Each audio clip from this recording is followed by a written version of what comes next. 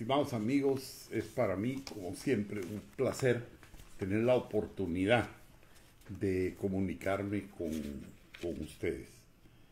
Y realmente agradecerle a Dios que es posible a través de estos medios de comunicación y toda esta nueva tecnología poder uno tener contacto con tanta gente.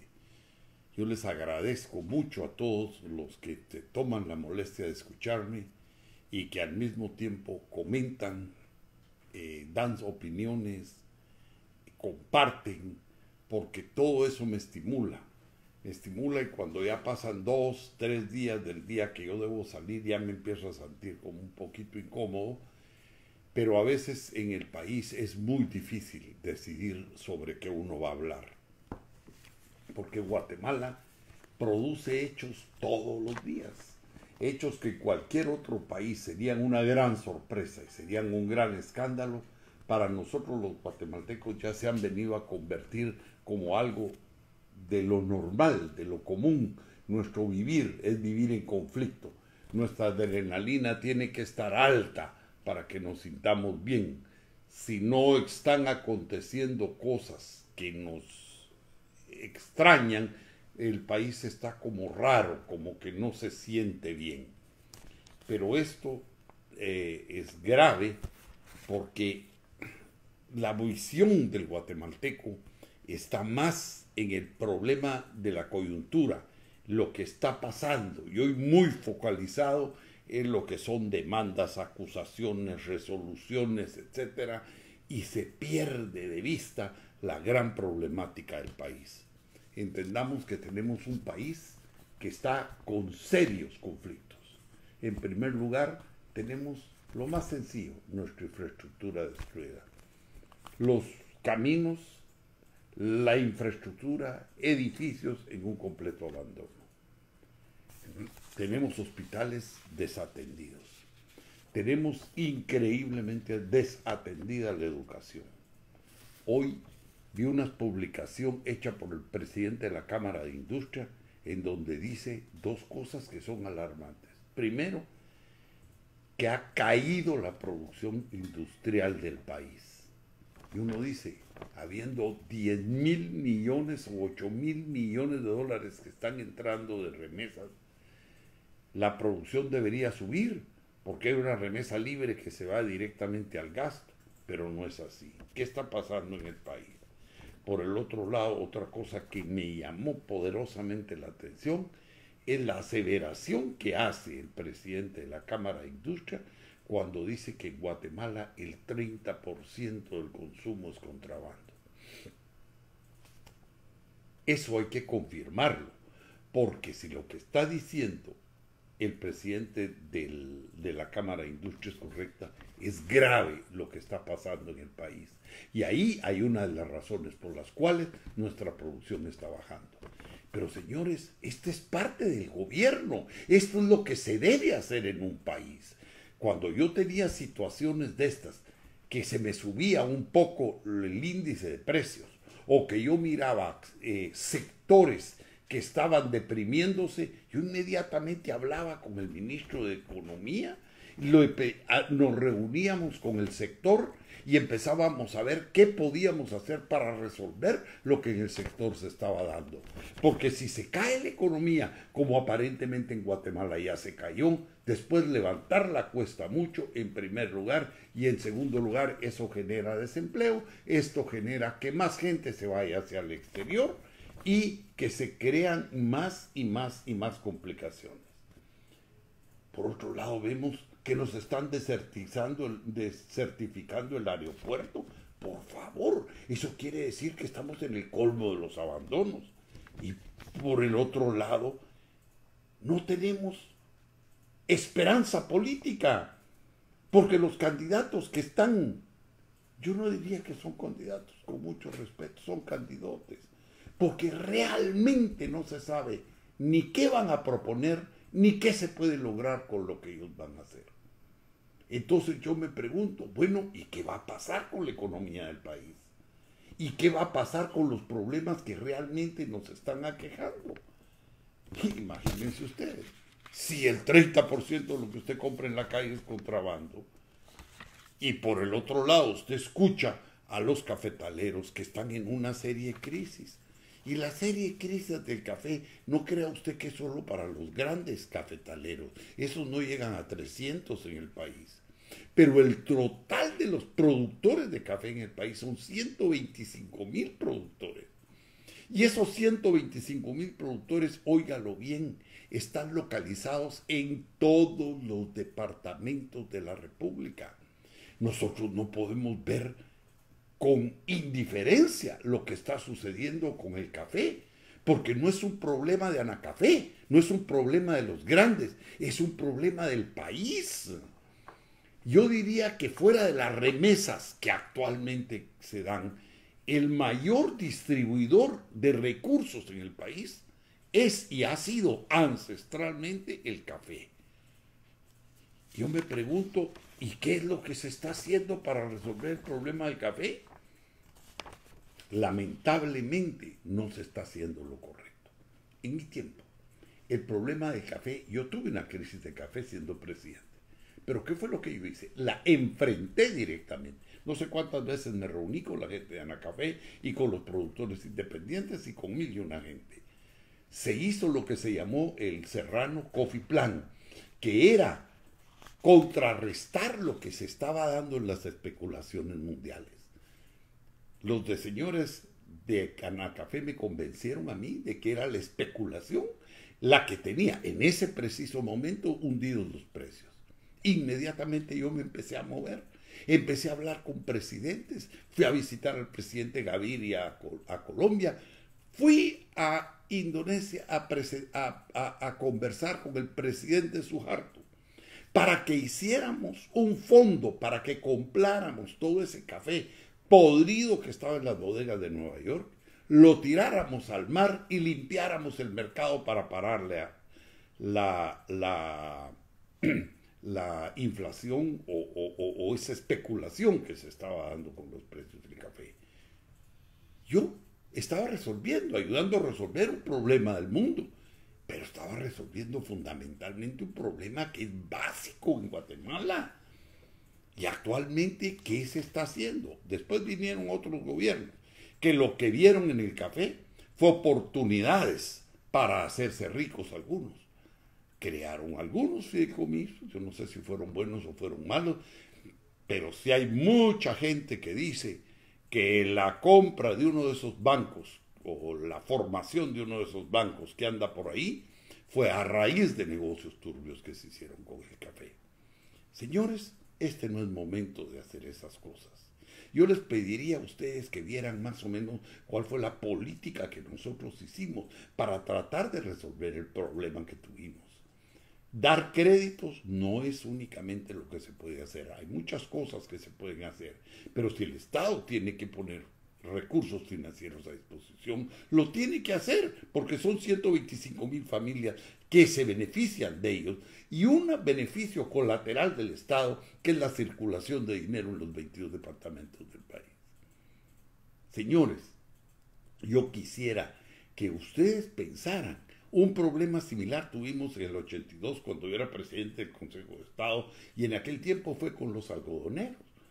Una crisis financiera, se quería impulsar una moratoria, los banqueros no querían la moratoria, los agricultores la exigían. Nos sentamos una noche, Ramiro Castillo Lob y yo, desde las 6 de la tarde hasta las 3 de la mañana. A las 3 de la mañana teníamos una solución. Se acordó no hacer una moratoria, sino que dar una espera obligatoria por parte del sistema financiero. Pero resolvimos el problema. El problema tiene que resolverse inmediatamente cuando un problema de esta naturaleza se da. No podemos seguir pensando que estos problemas pueden esperar todo el tiempo, porque nuestro país lo necesita.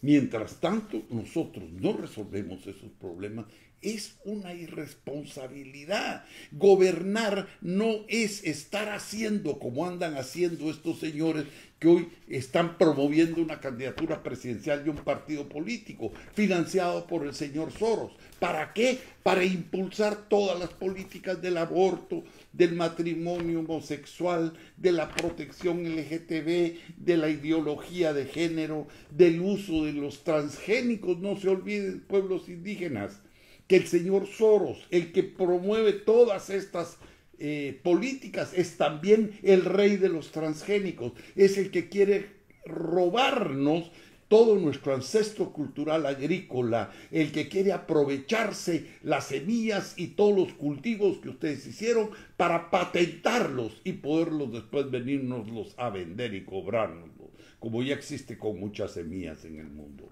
No, esto no es lo que el país necesita. El país no necesita más ONGs de derechos humanos que no luchan porque los derechos humanos se respeten en el país, sino que están tras una política de ellos de encontrar financiamiento para sus proyectos a través de organizaciones internacionales, muchas de ellas financiadas por este mismo señor Soros. Nosotros queremos que debe haber un control en el ambiente, sí, pero como una política que proteja a los guatemaltecos, no como una política que permita crear posiciones para favorecer a terceros o para enriquecer a terceros. Queremos que el sistema de justicia en Guatemala sea un sistema correcto, pero no para que el señor Iván Velázquez esté ganando 400,000 quetzales al mes. A mí no me importa si el señor Velázquez va a irse a trabajar a Cochinchina si se le da la gana. Y si allá se lo pagan, perfecto. Pero para lo que está haciendo en Guatemala es un exceso lo que el señor está cobrando. Y así, tantas otras cosas más.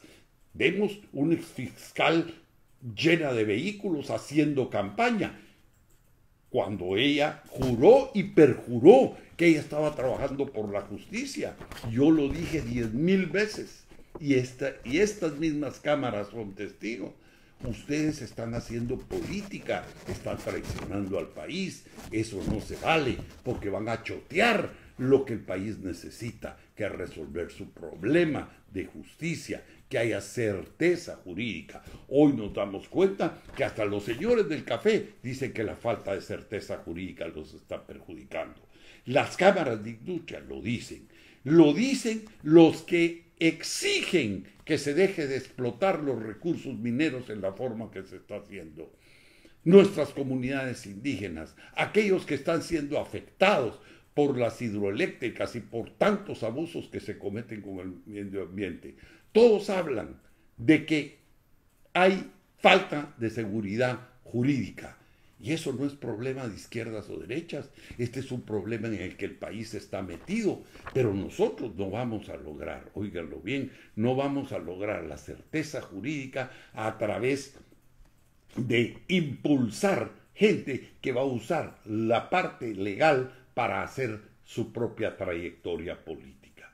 Así no se va a lograr hacer. Es un camino certero el que nosotros necesitamos. Necesitamos que los funcionarios, si es un fiscal, se dedique a perseguir el crimen y que resuelva esa presa de 1.200 casos, 1.200.000 casos pendientes. Eso es lo que queremos.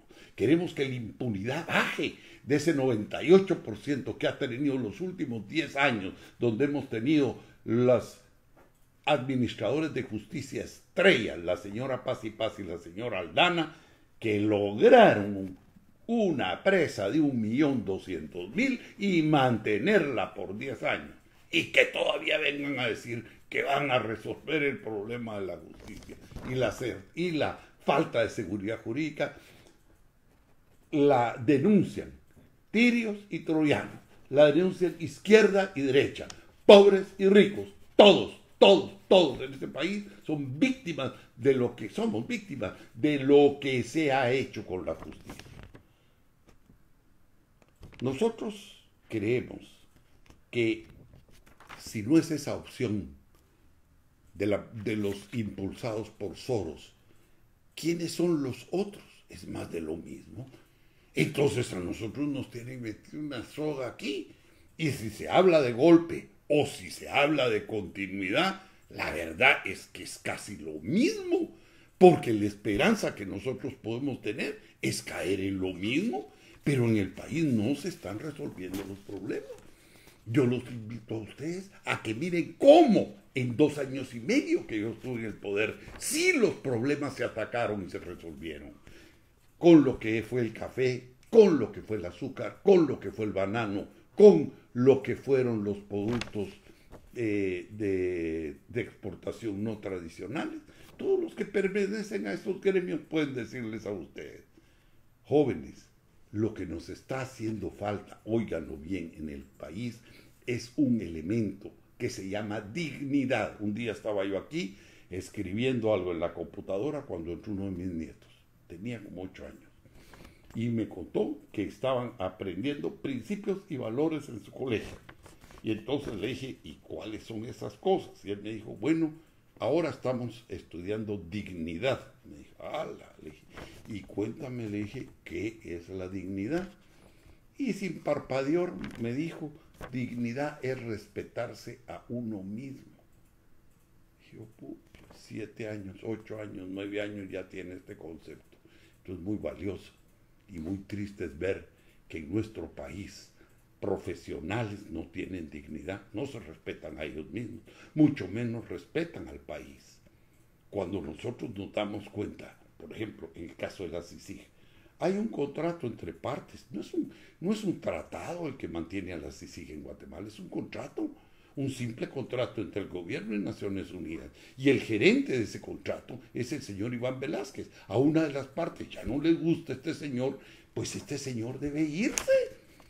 Si el ejecutivo, el que fue electo, ya no lo quiere que se vaya. Ah, no, entonces salen los otros a protegerlo, dejando en entredicho la dignidad del país. Yo quisiera ver si en Venezuela han declarado non gratos embajadores y al día siguiente se largan. En Nicaragua también. En Estados Unidos también. Ellos tienen derecho a defender la dignidad de su país, nosotros los guatemaltecos no. ¿Por qué? Porque hay una Corte de Constitucionalidad que está por encima de la Constitución, que está por encima de las leyes, que está por encima de la razón y, lo que es peor, por encima de la dignidad. Este no es un problema de izquierdas y derechas. Jóvenes, lo que les voy a decir es cierto. Nosotros cada vez que los guatemaltecos hemos tolerado intervención extranjera ha sido para nuestro mal.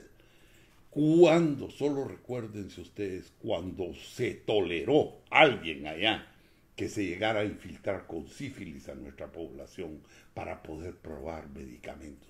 ¿Ustedes creen que eso nos sirvió de algo a los guatemaltecos? No nos sirvió de nada, solo nos dejó tarados, muerte, destrucción, miseria y amargura.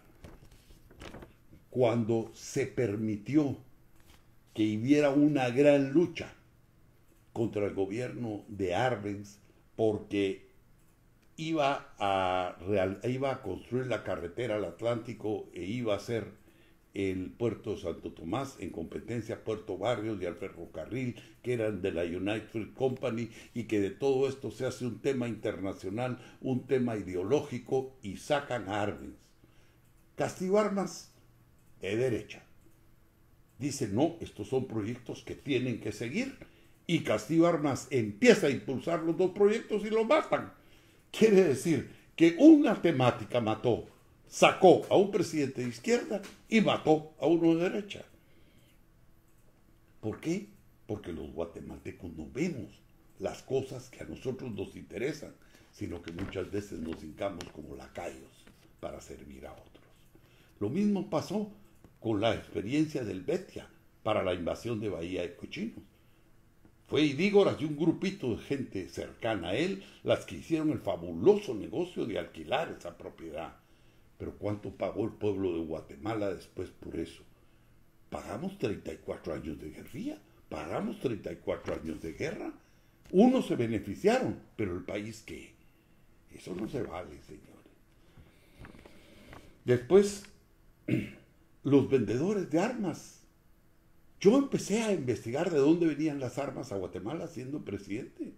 99% de las veces, por no decir 100%, armas compradas en mercados norteamericanos.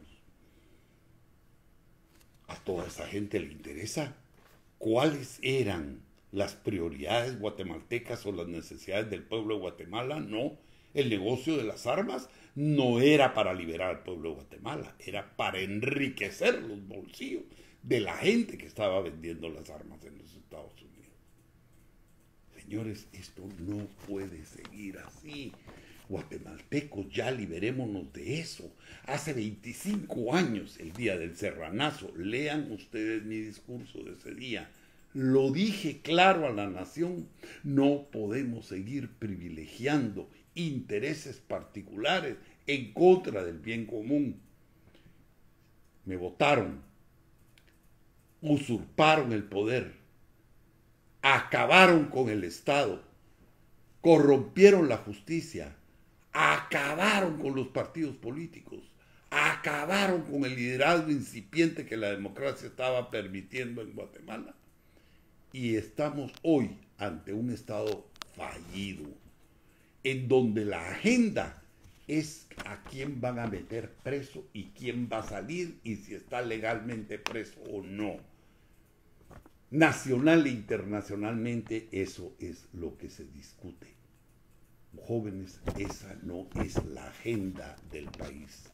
La agenda del país es ver cómo vamos a aprovechar esa bendición que tenemos de los miles de dólares que entran en remesas para que no sigan yéndose al gasto y al despilfarro, sino que empiecen a hacer impacto en la estructura productiva del país.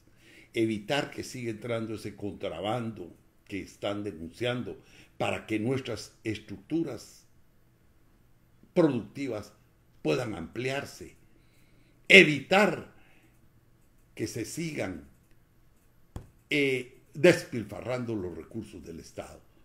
Hoy vienen los cafetaleros, piden que se les haga una exoneración de impuestos y todo el mundo grita y dice no, son 125,000 los beneficiados. Pero cuando se iba a pasar la ley de Maquila, que iba a beneficiar a 10 de las grandes empresas, la metieron como se les dio la gana. ¿Saben qué haría yo de presidente? Quitaría el impuesto a los cafetaleros. Hoy eso no nos va a favorecer al Estado. Si se acaba ese sector, el problema va a ser mucho más serio. La verdad es que, como dice esta caricatura que tenemos ahí, ¿dónde está el piloto? ¿Quién está manejando este país? Lo están manejando dos personas. Don Iván Velázquez, que está viendo qué hace para votar a don Jimmy Morales, y don Jimmy Morales viendo qué hace para sostenerse y ver si algún día va a tener el valor de declarar non grato al otro señor y la capacidad de hacerlo, y si no hay 4 traidores que lo voten. Señores, estamos mal, porque no tenemos orientación, no tenemos dirección, no sabemos a dónde vamos y no se prioriza cuáles son los problemas del país. Ojalá, jóvenes, ustedes que me están escuchando, para quienes yo hablo, entiendan que la cosa no es como nos la están pintando. La cosa es mucho más seria y tenemos que resolverla para resolver los problemas del país y no para ver quién entra o sale de la cárcel. Eso es tangencial y debería hacerse automáticamente. Guatemala no necesita para su desarrollo tener 100,000 personas presas, ni tener 1.200.000 de casos por resolverse. Guatemala lo que necesita es que el guatemalteco pueda vivir en paz, tenga certeza jurídica, tenga empleo, se respeten sus derechos, no se exploten sus recursos y podamos tener todos trabajo honesto, digno, para darle bienestar a nuestras familias. Que el Señor los bendiga y muchísimas gracias.